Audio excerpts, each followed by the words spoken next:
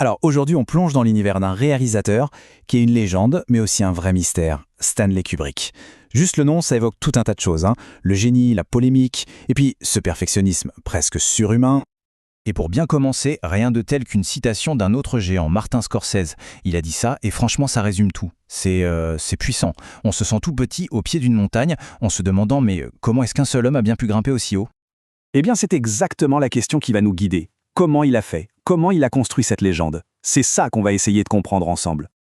Allez, première partie, la légende de Kubrick. Parce qu'avant de parler de l'homme et de ses films, il faut d'abord s'attaquer au mythe. Et quel mythe? Alors, l'image d'Épinal, on la connaît tous un peu. Ce génie, un peu parano, enfermé dans sa forteresse en Angleterre. Ce perfectionniste maladif, capable de demander des centaines et des centaines de prises. Le genre à pousser ses acteurs et ses techniciens à bout. C'est en tout cas l'image puissante, la légende qui a été construite autour de lui.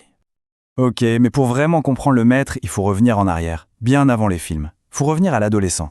Parce que l'histoire de Kubrick, elle ne commence pas sur un plateau de tournage, mais avec un simple appareil photo. Et c'est cet objet qui va tout changer, qui va former son œil. Et quand on regarde cette chronologie, il y a un truc qui saute aux yeux, la vitesse. C'est fou. En à peine plus de 10 ans, le gamin avec son appareil photo devient réalisateur de longs métrages. Et attention, en autodidacte total, il a tout appris tout seul. La composition, la lumière, le montage, bref, une ascension vraiment fulgurante. Et forcément, cette indépendance, cette envie de tout faire à sa manière, ça va le mener à un clash. Un moment charnière dans sa carrière, sa fuite d'Hollywood, sa quête du contrôle absolu. Le point de rupture, c'est Spartacus. Pour lui, c'est un vrai traumatisme. Il est appelé à la rescousse et il se retrouve à n'être qu'un simple employé de luxe face à la superstar Kirk Douglas, qui est aussi producteur. Et là, il comprend. Plus jamais. C'est une leçon qu'il retiendra toute sa vie. Pour faire son cinéma, il doit être le seul et unique patron. Et ce conflit, il est vraiment central pour comprendre la suite. D'un côté, on a la grosse machine hollywoodienne, avec ses exigences commerciales, le poids des stars, et de l'autre, la vision de Kubrick, un cinéma total, où le réalisateur contrôle absolument tout, du premier au dernier détail. C'était juste deux mondes impossibles à réconcilier. La seule issue, c'était de partir. Il va donc se réfugier en Angleterre, loin, très loin de l'agitation de Hollywood. Là-bas, il va carrément transformer son manoir en studio de cinéma personnel. C'est dans cette sorte de forteresse créative qu'il va enfin avoir ce qu'il a toujours voulu, le contrôle artistique total. Et c'est depuis cette base en Angleterre que tout va exploser. C'est le début de sa période la plus créative, la plus emblématique. C'est là qu'il va enchaîner les chefs-d'œuvre et, film après film, littéralement repousser les limites de ce qu'on pensait possible au cinéma. Et ça démarre très, très fort, avec ce que Spielberg a appelé un Big Bang. 2001, l'Odyssée de l'espace. Ce n'est pas simplement un film, c'est un événement. Un tournant qui va redéfinir la science-fiction pour toujours. L'impact de 2001 est juste colossal. Faut se remettre dans le contexte. Avant lui, la SF au cinéma, c'était souvent des monstres en latex et des effets spéciaux un peu kitsch. Lui, il arrive et il impose un réalisme scientifique jamais vu. Mais surtout, il se sert du genre pour poser des questions philosophiques vertigineuses. Juste après le voyage dans l'espace, changement radical de décor. Kubrick nous plonge dans les tréfonds de l'âme humaine, avec ce qui restera sans doute son film le plus polémique, Orange Mécanique.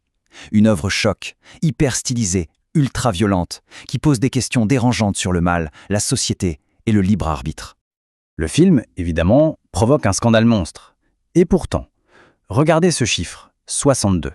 C'est le nombre de semaines pendant lesquelles Orange Mécanique est resté au box-office. Un succès commercial ahurissant, qui s'est nourri de sa propre polémique.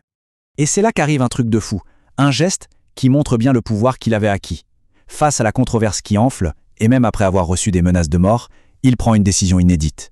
Il demande lui-même à la Warner de retirer son propre film des salles au Royaume-Uni, alors que c'était un carton, du jamais vu. Après le choc futuriste d'Orange Mécanique, on pourrait s'attendre à tout. Sauf à ça, Kubrick prend encore une fois tout le monde par surprise. Il se lance dans un film d'époque, une fresque historique d'une précision maniaque. Barry Lyndon. Son ambition était dingue. Il voulait faire un documentaire sur le XVIIIe siècle. Et pour y arriver, fidèle à lui-même, il va chercher une solution technologique que personne n'avait imaginée. Il déniche des objectifs spéciaux surpuissants, développés par la NASA pour photographier la face cachée de la Lune. Tout ça pourquoi ? Pour pouvoir filmer des scènes entières, éclairées uniquement à la bougie. C'est juste incroyable. Allez, on continue le voyage. Prochaine étape, l'horreur pure. Avec Shining, Kubrick ne va pas seulement traumatiser des millions de gens, il va aussi, encore une fois, réinventer la façon de filmer et en particulier de filmer la peur, en popularisant une nouvelle technologie.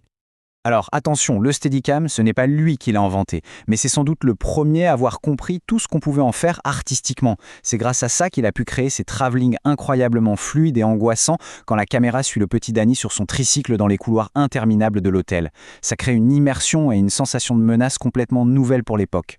Bon, on arrive à la fin de ce parcours. Alors, au final, que reste-t-il de Kubrick? C'est quoi sa signature, son héritage? On pourrait essayer de résumer son style en 3 grands piliers. D'abord, bien sûr, l'esthétique. Une esthétique unique, reconnaissable entre toutes. Ce perfectionnisme de chaque plan, la composition symétrique, les fameux travelling. Ensuite, la musique. Son utilisation incroyable de la musique classique, souvent pour créer un décalage, un malaise face à la violence des images. Et enfin, ses thèmes, ses obsessions. La violence humaine, les systèmes qui s'effondrent, et cette fameuse dualité de l'homme. Et on va terminer avec une dernière question. Aujourd'hui, on est inondé de contenus, de films, de séries. Alors pourquoi est-ce que ces 13 films, faits sur près de 50 ans, nous paraissent encore si monumentaux? La réponse, elle est peut-être là finalement. Chacun de ces films n'était pas un simple produit, c'était un univers entier. Un monde bâti par un architecte obsessionnel qui ne voulait pas juste grimper au sommet de la montagne, mais qui voulait nous y emmener avec lui.